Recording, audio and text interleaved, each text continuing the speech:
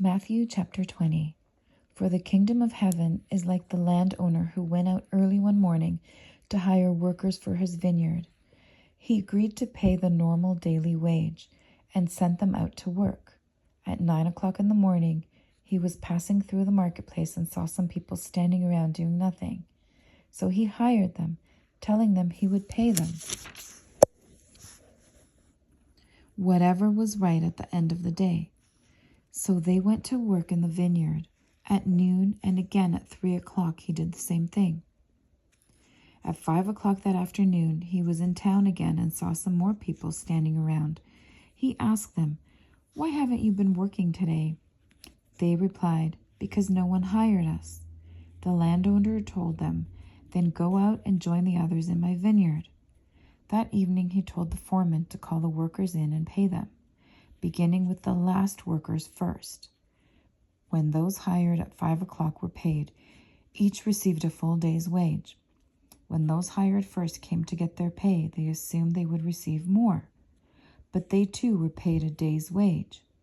When they received their pay, they protested to the owner, "Those people worked only 1 hour, and yet you've paid them just as much as you paid us who worked all day in the scorching heat." He answered one of them, "Friend, I haven't been unfair. Didn't you agree to work all day for the usual wage? Take your money and go. I wanted to pay this last worker the same as you. Is it against the law for me to do what I want with my money? Should you be jealous because I am kind to others? So those who are last now will be first, then, and those who are first will be last." As Jesus was going to Jerusalem, he took the 12 disciples aside privately and told them what was going to happen to him. "Listen," he said, "we're going up to Jerusalem, where the Son of Man will be betrayed to the leading priests and the teachers of religious law. They will sentence him to die. Then they will hand him over to the Romans to be crucified, to be mocked, flogged with a whip, and crucified. But on the third day he will be raised from the dead." Then the mother of James and John, the sons of Zebedee, came to Jesus with her sons. She knelt respectfully to ask a favor. "What is your request?" he asked. She replied, "In your kingdom, please let my 2 sons sit in places of honor next to you, one on your right and the other on your left." But Jesus answered by saying to them, "You don't know what you are asking.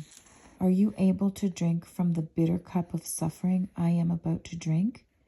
"Oh, yes," they replied, "we are able."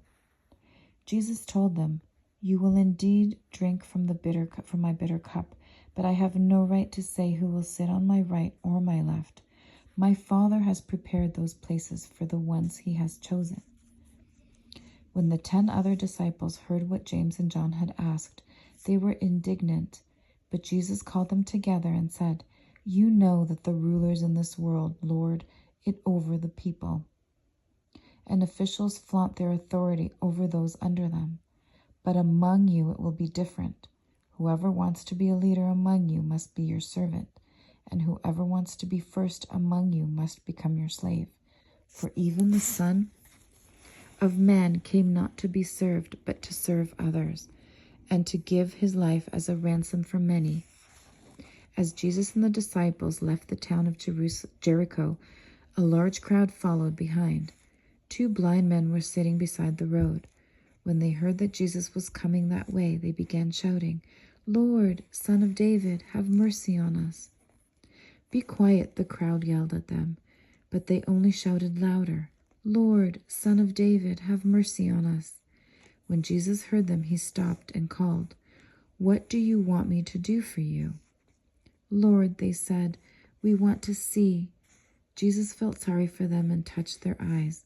Instantly they could see. Then they followed him. Amen.